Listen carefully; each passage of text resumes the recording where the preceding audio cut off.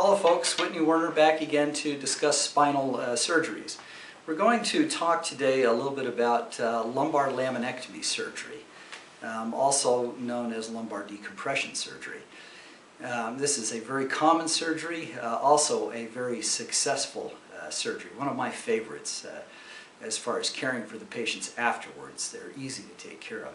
In another part of the blog, you'll also see sites for cervical laminectomy surgery, which is basically the same surgery but a little more tedious because of the area of the spine. That's also true for the thoracic spine.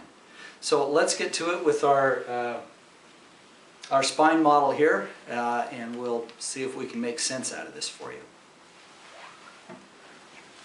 Okay, so here's our spine model. Before I really get into this, I want to recommend that you do go to the written part of this. It's a little more detailed, and I think you'll understand it better if you use both, the written part and the video.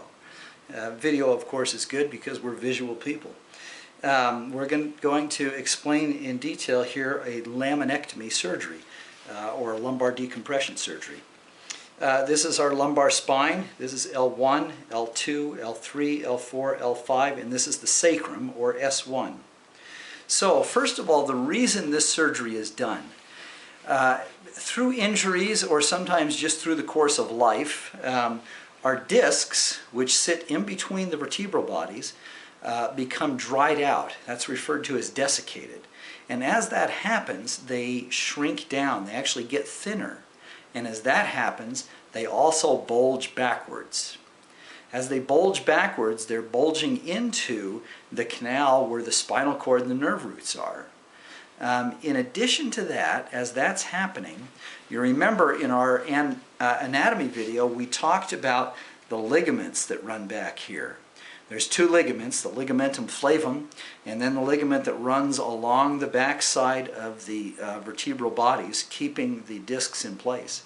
Those ligaments become thickened as the spine kind of shrinks down. And that compresses the nerve roots and spinal cord from the backside. So you've got two things happening at least if your doctor is talking about doing a laminectomy surgery. And that is the nerve roots being compressed from the back and the nerve roots being compressed from the front side.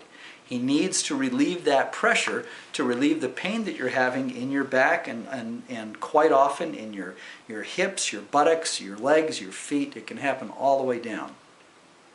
All these nerve roots that exit the spine in the lumbar region travel down through the legs and all the way down to the feet and can hurt in different areas. Your doctor can actually tell you pretty close which nerve roots are being compressed, which area of the spine is having the most problem by where your pain is, if you can be precise enough. So a laminectomy surgery, in short, ectomy means to cut out. The lamina is this section that extends from the center out to the sides here. This process out here is called the spinous process, the posterior spinous process. So if he's doing a laminectomy, just a single level laminectomy, he's going to start by trimming off this spinous process, and he will cut it down all the way down to here. Then he's going to take a very fine tool and he's going to find this edge right here, right underneath here, and he's going to start trimming off the lamina. Remember, the lamina extends down both sides all the way out to these joints here, and he will start to open that up. He does this in very small pieces at a time, sometimes as little as 1 millimeter at a time. And he'll trim that off very carefully. Underneath here is the ligamentum flavum. He'll take off the ligamentum flavum because that's pressing in on the nerve roots from the back side here. When he's done, it's opened up like that at one level. Spinal cord and nerve roots are visible to him. The muscles are retracted out to the side here so that they're out of the way, not obscuring his visibility. In addition to that, he'll reach in with a little tool and go in underneath here and actually investigate this area here. That's called the neural foramen canal. It's where your nerve roots exit. And he'll make sure that your nerve roots on both sides are free and clear and not being encumbered by any other disc or ligament or bony processes that might be growing there. That's the extent of a laminectomy surgery. The reason it's so successful is because he doesn't have to distract muscle off of this area here, which is painful. It just hurts more to get the muscles all the way out to the side.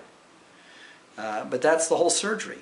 Laminectomy surgery can be a single level, or it can be a large. It can go all the way up and down the spine. We've actually got one coming up soon that's a 4-level laminectomy. There will be an L2-3, L3-4, L4-5, L5-S1.